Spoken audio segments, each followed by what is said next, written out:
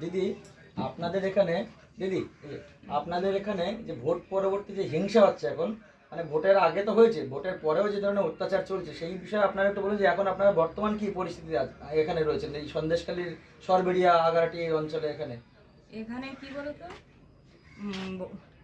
Vote গণনার পর যখন আমাদের রেখাপাত্র যখন বলছে হেরে গেছে, সেই মুহূর্তে দুষ্কৃতীরা মানুষকে মারার জন্য তেড়ে বেড়াচ্ছে। অনেকেই ঘর থেকে চলে গেছে। দুষ্কৃতের যেরকম অত্যাচার, পুলিশেরও অত্যাচার। পুলিশরা সাধারণ মানুষদেরকে ধরে নিয়ে আসছে। মানে তৃণমূলের গুন্ডাদের সাথে পুলিশরাও আপনাদের উপর অত্যাচার করছে, তাই তো? পুলিশরাও সাপোর্ট করছে।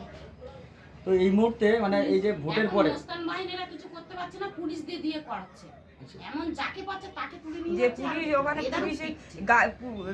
পুলিশের গাড়িতে লেখা আছে পুলিশ বলে, সেই গাড়িতে দুষ্কৃতী উঠে আছে গুন্ডা বাহিনীরা গ্রামের ভিতরে। মানুষ তো মনে করবে যে গাড়িতে পুলিশ আছে, আমাদেরকে হয়তো নিরাপত্তা দেবে বলে বোধ হয় আমাদের বাড়ির কাছে পুলিশ গাড়ি দাঁড়িয়ে আছে, কিন্তু না, সেই পুলিশ গাড়ির ভিতরে গুন্ডা বাহিনী ঢুকে আছে। তো এই যে দুষ্কৃতীরা কারা, এদের মানে এরা কোন পার্টি করে বা কি নামটা কি আছে?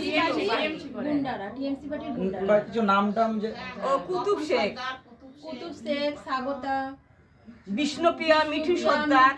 মিঠু সর্দার তো বলেছে সবাই ধান কাপড় পরাবে। ধান কাপড়?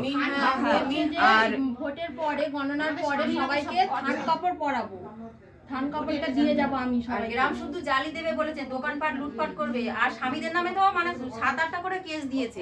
তার উপরে ধরছে তো তাদের একদম আধমরা করে ছেড়ে দিচ্ছে, মানে এমন ধরেও রেখেছে, আবার কেস দিয়েছে। তার আমাদের বউদের উপরেও কেস।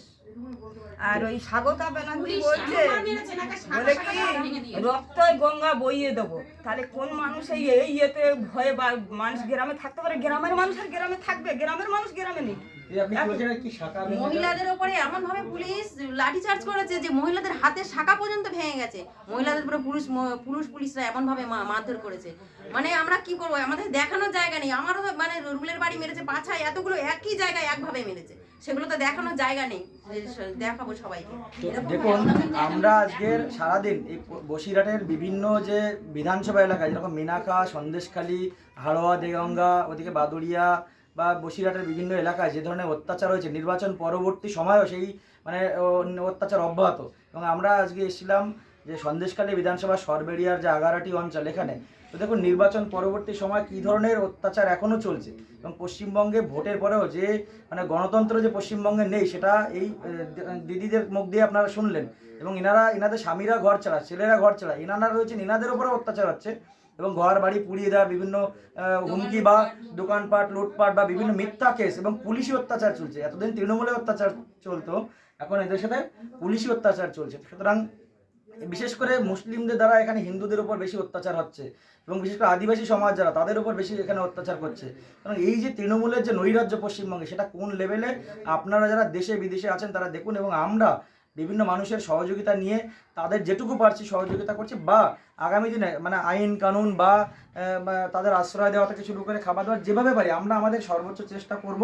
এবং পশ্চিমবঙ্গে গণতন্ত্র প্রতিষ্ঠায় আমাদের এই লড়াই জারি থাকবে। সকলে ভালো থাকুন। এবং সন্দেশখালী সহ পশ্চিমবঙ্গের গণতন্ত্র আজকে কোথায়, সেটা আপনারা এই মা বোনেদের, দিদিদের সবার মুখ দিয়ে আপনারা দেখলেন। ঠিক আছে, ভালো থাকুন সকলে, নমস্কার।